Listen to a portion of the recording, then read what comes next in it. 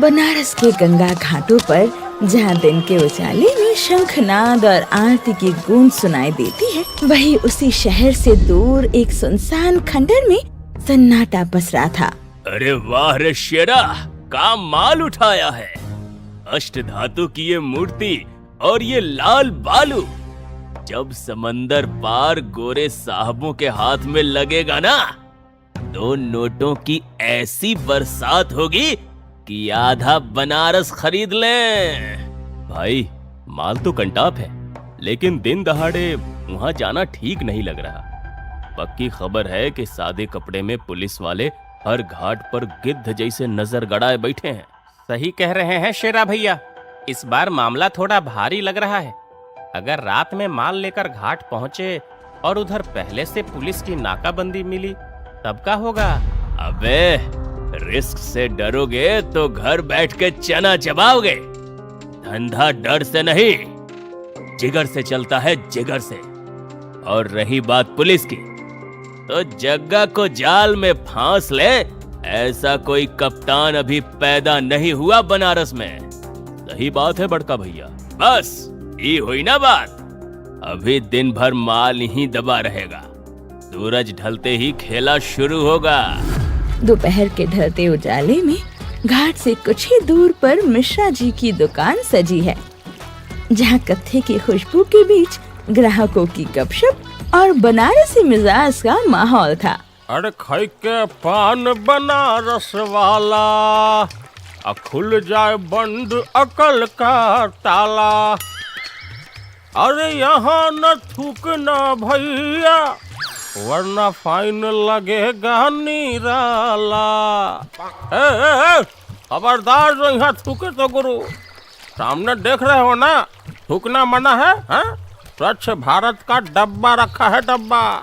ग्राहक जल्दी से कूड़ेदान की तरफ भागता है और पान थूक कर वापस आता है। अरे मिश्रा, तुम पान बेच रहे हो कि नगर निगम की नौकरी कर रहे हो? इतना काहे खिसिया रहे हो सुबह सुबह? भैया, साफ सफाई रखना तो हमारा धर्म है, और अब दुकान के आगे कोई गंदगी फैलाएगा तो चिढ़ तो आएगा ना, बोलिए। तभी दूसरा ग्राहक पान मुंह में दबाकर अजीब चेहरा बनाता है और कराहने लगता है। मिश्रा, ये का बनाए हो बे? ये पान है? अरे इससे अच्छा तो हम दीवार पर लगा चूना चाट लेते। अरे का हो गया भैया, पूरा मुंह काट दिया है हमरा।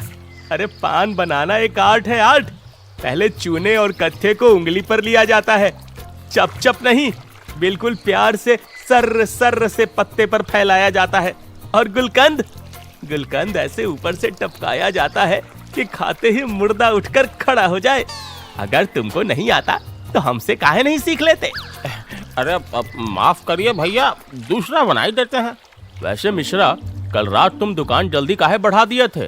कल थोड़ा सर भारी लग रहा था भैया, इसलिए दुकान जल्दी बढ़ाकर घर चले गए थे। अच्छा चलो, ध्यान रखो अपना, हम लोग भी चलते हैं। हर हर महादेव। हर हर महादेव। रात के अंधेरे में जग्गा की गैंग सब्जी वाले की भेष में छिपा हुआ माल लेकर घाट पहुंचते हैं। वही सादे कपड़ों में पुलिस भी हर गतिविधि पर नजर रखे हुए थी। भाई, चारों तरफ पुलिस का पहरा है, अब नाव तक माल कैसे ले जाएं? डर मत रे, पुलिस सिर्फ घाट के रास्तों पर नजर गड़ाए बैठी है, हम सीधा रास्ता पकड़ेंगे ही नहीं। अरे सीधा रास्ता नहीं तो फिर कहाँ से जाएंगे भैया? माल बहुत भारी है। शेरा, उधर देख, घाट के उस कोने पर भारी भीड़ है। क्या सोच रहे हैं बड़का भैया? चलें? रुक, दिमाग लगाने दे। लल्लन, जा और उन लॉन्डन के बीच पटाखा फोड़ दे। अरे जैसे ही भगदड़ मचेगी ना, हम फटाक से नाव पर चढ़ जाएंगे। समझ गए भैया। भीड़ का फायदा उठाकर लल्लन एक जोरदार पटाखा फोड़ता है और उस धमाके से घाट पर अफरा तफरी मच जाती है और उससे पुलिस का ध्यान भी उसी तरफ चला जाता है। ए, उधर क्या हुआ है? चलो चलो, सब उस तरफ भागो। शेरा, यही टाइम है, फटाफट टोकरी उठाओ और सीधे बोट की तरफ दौड़ पड़ो। जग्गा, शेरा और लल्लन तेजी से सब्जी की टोकरी उठाए नाव की तरफ भागते हैं और तभी एक पुलिस वाले की नजर उन पर पड़ती है। रुको, कौन हो तुम लोग? नाव रोको। भैया, पुलिस वाला देख ली, जल्दी नाव भगाइए। अबे शेरा, इंजन पूरा खोल दे। उड़ाओ नाव। नाव तेजी से आगे बढ़ती है। घाट पर खड़े पुलिस वाले उस पर बंदूकें तान लेते हैं। रुकने को कहा ना, रुक जाओ वरना गोली मार देंगे। पुलिस नाव पे फायरिंग शुरू कर देती है और गोलियां नाव के चारों तरफ बरसने लगती हैं। अरे बहुत देर कर दिया दरोगा जी। जग्गा के हाथ का माल वापस लेना इतना आसान नहीं है। चलाते रहिए गोली, खेला तो हो गई।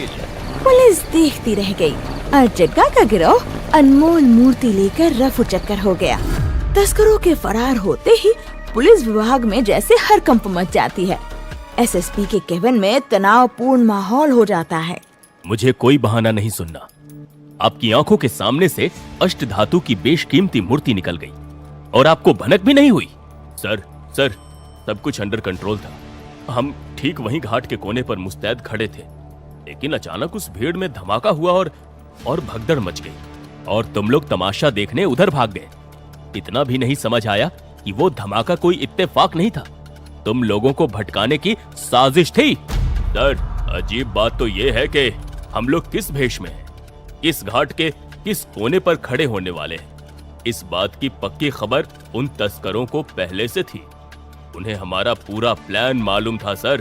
क्या मतलब? हाँ सर, हम लोग ने तो अपनी सरकारी गाड़ियां भी बहुत दूर पार्क की थी, फिर भी उन्हें पता था कि पुलिस कहां कहां घात लगाए बैठी है। इसका मतलब साफ है, ऑपरेशन फेल नहीं हुआ, उसकी खबर पहले ही लीक हो चुकी थी। ये जानकारी सिर्फ कुछ चुनिंदा लोगों के पास थी, यानी या तो थाने में कोई भेदी है या फिर घाट पर मौजूद कोई ऐसा शख्स जिस पर कभी किसी का ध्यान भी ना जाए। अब क्या हुक्म है सर? अब सीधे जग्गा को मत ढूंढो, पहले उस मुखबिर को ढूंढो जो पुलिस की नाक के नीचे बैठकर ये पूरा खेल खेल रहा है। अगली सुबह शेरा और लल्लन एक नए सौदे के लिए पुरानी बाजार पहुंचते हैं। चारों तरफ पुरानी मूर्तियां बिखरी हैं और दुकान का मालिक उस्ताद एक पुराने कागज को सीधा कर रहा था। क्या हो उस्ताद, ये दुकान खोले हो कि कबाड़ खाना? आदमी अंदर आए तो पहले 4 बार छींके हैं? अरे क्या बोले? कबाड़? तुम्हारी आंखों में मोतिया बिंद हो गया है क्या? पारखियों के लिए तो ये जन्नत है। बताओ, आज जग्गा भाई ने क्या मंगवाया है? अरे वो 500 साल पुरानी हस्तलिपि जो ताड़ के पत्तों पर लिखी गई थी, वो गोरे साहब लोग उसके लिए करोड़ों देने को तैयार हैं। कहाँ रखे हो? हमारे पास कोई लिपि पीपी नहीं है। अरे काहे बना रहे? पक्की खबर है कि माल तुम्हारे पास ही मिलेगा। नखरा छोड़ो, जितना बोलोगे उतना नगदी से जेब भर देंगे तुम्हारी। अब 1 करोड़ लगेगा। क्या पगला गए हो क्या? जुबान संभाल के ललन भाई, ये कोई मामूली चीज नहीं है। सदियों तक एक मठ के तहखाने में छिपी ताड़ पत्रों पर लिखी 500 साल पुरानी दुर्लभ हस्तलिपि है। विदेशी मार्केट में इसकी कीमत पूरे 5 करोड़ है। 5 करोड़, चाहे कितनी भी कीमती हो, जब तक तुम्हारे दुकान पर पड़ी है ना, है तो ये कबाड़ ही। कीमत तो इसकी तब बढ़ेगी जब ये हमारे हाथ आएगी, इसलिए भाव ठीक से लगाओ। और अगर हम भाव कम ना करें तो तो बेटा मार देंगे गोली तक केहू ना बोली, फोड़ देंगे बम, निकल जाएगा तुम्हारा दम। अरे धंधे में इतनी गर्मी ठीक नहीं ललन भाई। चलो तुम ही बताओ, कितना लगाओगे? उस्ताद के साथ कड़े मोल भाव के बाद आखिरकार शेरा और लल्लन ने वो बेशकीमती हस्तशिल्प खरीद ली। उधर मिश्रा जी अपनी टपड़ी पर चूने की डिब्बी फेंट रहे थे।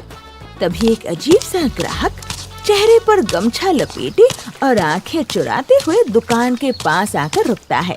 एक मीठा पत्ता लगाओ, जरा कड़क कत्था मारना। कट्ठा कड़क ही रहेगा भाई साहब। और चेहरा काहे छिपाए हो हैं? आज तो धूप भी उतनी नहीं है। अरे धूप तो ठीक है, लेकिन यहाँ की हवा खराब है। सुने हैं कल रात को यहाँ बारूद उड़ा है। माजरा क्या था? अरे घाट की बात दुकान तक मत लाओ भाई, हम सीधे साधे पान वाले हैं। अरे हमें क्या मालूम रात को गंगा जी में क्या तैरा। अरे तुम तो चिढ़ गए भैया। आज दिन में भी पुलिस की गाड़ी तुम्हारी दुकान के आगे आकर रुकी तो हमको लगा मामला गड़बड़ है। अरे हमारे लिए ग्राहक भगवान होता है गुरु, चाहे वो वर्दी में आए या सादे कपड़े में।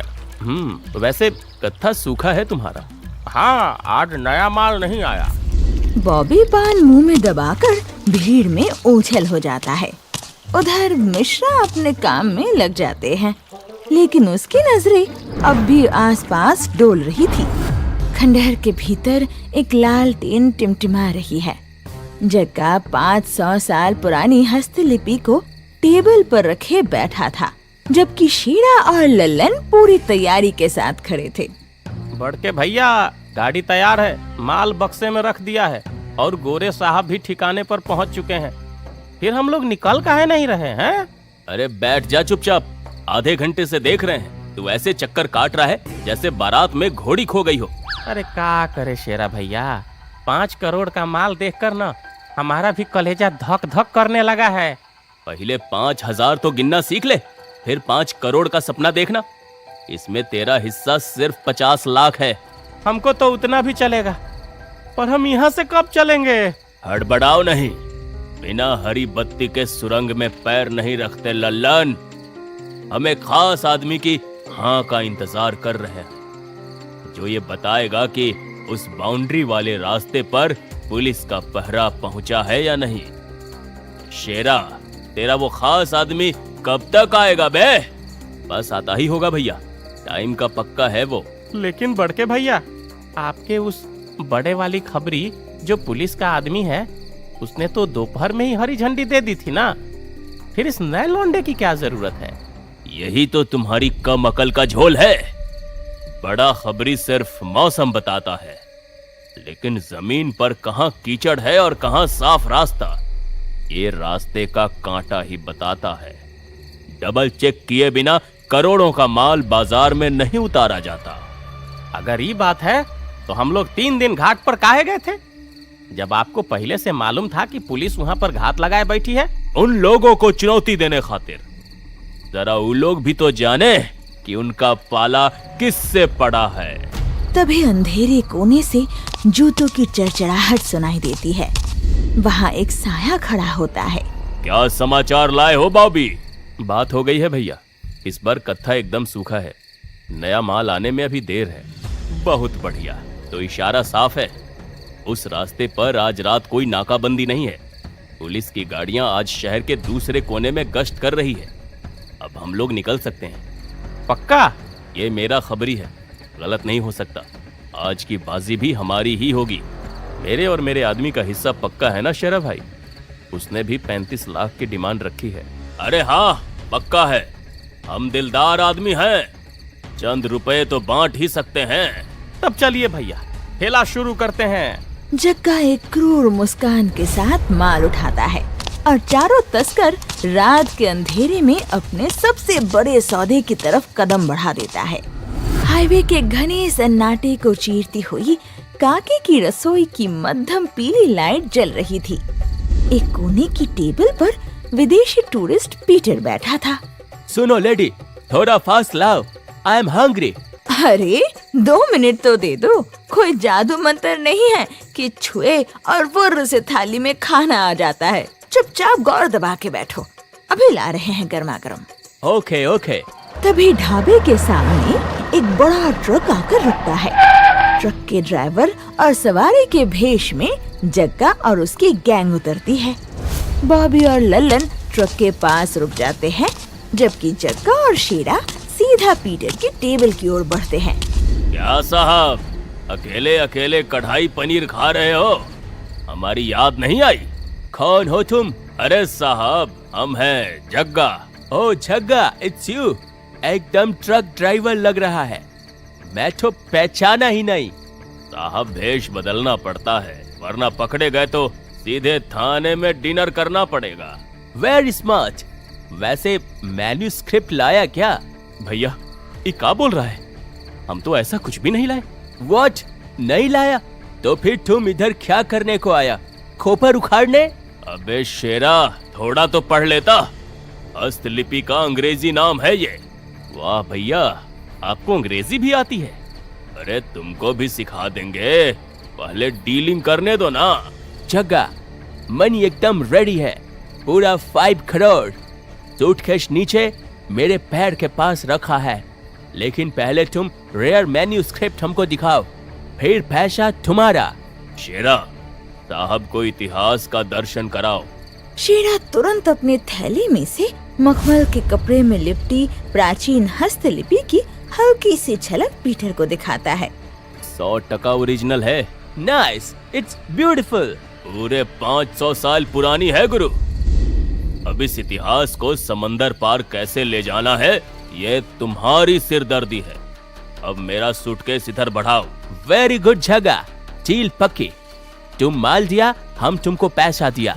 तुम्हारे साथ बिजनेस करना अच्छा लगता है। जग्गा जैसे ही सूटकेस पर हाथ रखता है, अचानक ढाबे के मोड़ पर पुलिस की गाड़ियों की हेडलाइट्स की तेज रोशनी पड़ती है और सायरन की आवाज से पूरा ढाबा गूंज उठता है। कोई अपनी जगह से हिलेगा नहीं। जगह, हाथ ऊपर कर और सूटकेस वहीं छोड़। ये पुलिस वाले यहाँ कैसे आ गए? बॉबी ने तो कहा था रास्ता साफ है। इस साला बॉबी ही गद्दार निकला। को बोटी बोटी काटूंगा मैं। अरे नहीं बड़के भैया, भगवान कसम, मुझे तो खुद नहीं मालूम ही कैसे हुआ। शेरा भैया, अब तक कुटाई हुई। चुप रहो बे एकदम। साला समझ नहीं आ रहा कि जब हमारी गाड़ी और लोकेशन सिर्फ हमको ही पता थी, तो पुलिस सीधे यहाँ कैसे आ धमकी? ये अपनी फालतू की बकैती बंद करो और तुम सब सीधे जेल चलने की तैयारी करो। Oh no police, mister officer, I am just a tourist. मेरा इससे कोई लेना देना नहीं है। मैं तो बस खाना खाने आया था। चलो चलो, ज्यादा 3-5 मत करो। अब तुम्हारी टूरिस्ट वाली नौटंकी हम थाने में देखेंगे। इन सबको गाड़ी में डालो और माल जब्त करो। थाने में सारे तस्कर हथकड़ियों में खड़े हैं और सामने टेबल पर 5 करोड़ का सूटकेस और एक दुर्लभ हस्तलिपि रखी है। तभी मिश्रा जी सरकारी आई कार्ड के साथ अंदर आते हैं और उन्हें देखते ही बॉबी जैसे सकपका जाता है। गुरु, ये कहीं देखा देखा सा क्यों लग रहा है? अरे यही तो है अपना आदमी। अब इसने ही तो हमको बताया कि रास्ता साफ है। ए गुरु, हमको फंसा के अब तुम यहाँ गवाही देने आए हो का? आइए, welcome inspector Raghavendra Mishra. Well done. Thank you sir. Shera, किस नालायक को तुमने काम सौंपा रे? ये साला एक पुलिस वाले को भी नहीं पहचान पाया। आपके खुफिया विभाग के मदद से हम इस रैकेट को पकड़ने में सफल हुए। जग्गा, तुमको लगा कि तुमने पुलिस को चकमा दे दिया है, अब यही घमंड ले डूबाना? अरे उस रात कोई बचकर नहीं निकले थे तुम लोग। जानबूझकर घाट से रास्ता दिया गया था। नाकाबंदी की सही खबर खुद मैंने आगे बढ़ाई ताकि सीधे इस पीटर तक पहुंचा जा सके। और देखो, आज का गैंग 5 करोड़ की इंटरनेशनल डील करते हुए रंगे हाथ धरा गया है। देखो, शानदार काम किया मिश्रा जी। लेकिन अब सबसे बड़ा सवाल, हमारे विभाग का वो गद्दार कौन है जो जग्गा से सीधे डील कर रहा था? सर, कल जब बॉबी मेरी टपरी पर आया था तो वो पुलिस विभाग में उनका जो बड़ा खबरी है ना, उसका जिक्र करने लगा। बॉबी ने बातों ही बातों में कुछ ऐसा बताया जिससे पूरी कहानी साफ हो गई। क्या बताया इसने? तो भैया, इस डील का कितना मिलेगा हमको? अभी कंफर्म तो नहीं बता सकते, लेकिन 30 लाख के ऊपर ही मिलेगा। लाख? अरे करोड़ों का सौदा हो रहा है और तुम लाखन में बात कर रहे हो। अरे गुरु, हम तुम अकेले थोड़े ना हैं। बड़के भैया के 2 और आदमी, और ऊपर से वो पुलिस वाला भी तो है जो सीधे उनसे डीलिंग करता है। सबसे मोटी रकम तो वही उठाएगा। कौन पुलिस वाला? नाम तो नहीं जानते, पर शेरा भाई हंसते हैं उस पर। कहते हैं इतना बड़ा मूर्ख है, एक ही उंगली में 2-2 अंगूठी पहनता है। मिश्रा जी की शिकारी नजरें सीधे इंस्पेक्टर अजय पर टिक गई। क्यों अजय जी, आपको भी तो किसी ज्योतिष ने आपके बढ़ोतरी के लिए एक उंगली में 2-2 अंगूठी पहनने की सलाह दी थी? थाने में जैसे सन्नाटा पसर जाता है। अजय का चेहरा डर से सफेद पड़ चुका था। सर, मुझसे गलती हो गई सर। मैं लालच में अंधा हो गया था सर, मुझे माफ कर दीजिए। शट अप अजय, पैसों के लिए तुमने खाकी को दागदार कर दिया। राघवेंद्र, इसके सर्विस रिवॉल्वर और बेल्ट अभी उतारो और इसे भी इसी गैंग के साथ लॉकअप में डालो। अरे बाप रे बाप, अरे कहाँ फंस गए हो दादा? अरे बबिया बकलोल फंसा दिया सबको। पुलिस सभी मुजरिमों को लॉकअप में बंद कर देती है। इंस्पेक्टर मिश्रा मुस्कुराते हुए अपनी जेब से एक मीठी इलायची निकालकर मुंह में दबा लेते हैं। कहाँ जा रहे हो मिश्रा? आराम फरमाने? नहीं सर, पान की दुकान खुली छोड़ आए हैं, ग्राहक इंतजार कर रहे होंगे सर। और इस पे मुस्कुराते हुए सिर हिलाते हैं। तो दोस्तों, कहानी यही समाप्त होती है। अब आप जल्दी से कमेंट बॉक्स में बताइए कि ये पूरी कहानी किस शहर पर आधारित है। देखते हैं सही जवाब किसका आता है।